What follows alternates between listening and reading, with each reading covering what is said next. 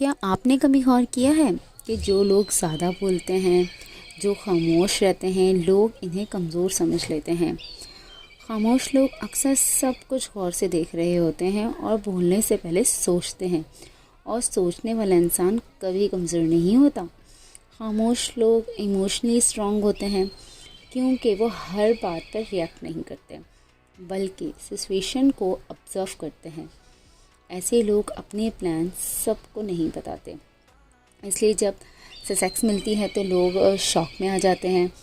خاموشی کا ایک فائدہ یہ بھی ہے کہ آپ کے دشمن خود کو ریلیبل ہو جاتے ہیں، کیونکہ آپ بولتے ہی نہیں اور وہ سمجھتے ہیں کہ آپ کو کچھ پتہ ہی نہیں۔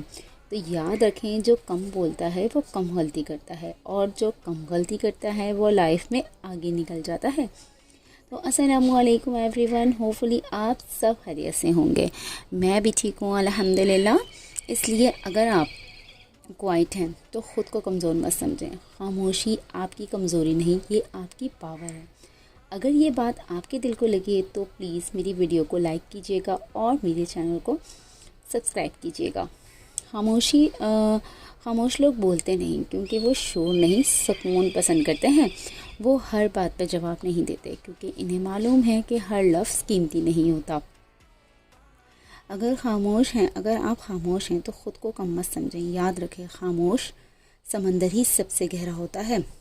آپ بولتے نہیں، اس کا یہ مطلب نہیں کہ آپ کمزور ہیں، بلکہ اس کا مطلب یہ ہے کہ آپ جانتے ہیں کہ کب بولنا ہے اور کب خاموش رہنا ہے۔ اگر خاموش لوگ بہت کچھ سہ چکے ہوتے ہیں تو وہ چیخنا چھوڑ دیتے ہیں۔ وہ جب انہیں احساس ہو جاتا ہے کہ ہر کوئی سمجھنے والا نہیں ہوتا تو وہ مسکرانا سیکھ لیتے ہیں، کیونکہ آنسو ہر کسی کو دکھائے نہیں جاتے۔ یہ ہی خاموشی آہستہ آہستہ ان کی طاقت بن جاتی ہے اور لوگ سمجھتے ہیں کہ یہ کچھ جانتے ہی نہیں۔ تو خاموش لوگوں کے دل میں بہت شور ہوتا ہے، پر وہ شور کسی کو سنائی نہیں دیتا۔ اگر آپ خاموش ہیں تو خود کو کمزور مت سمجھیں۔ خاموش سمندر ہی سب سے گہرا ہوتا ہے۔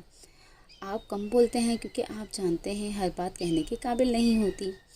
تو ملتے ہیں نیکسٹ ویڈیو میں بہت سے اچھے سے ٹاپک کے ساتھ۔ اللہ حافظ۔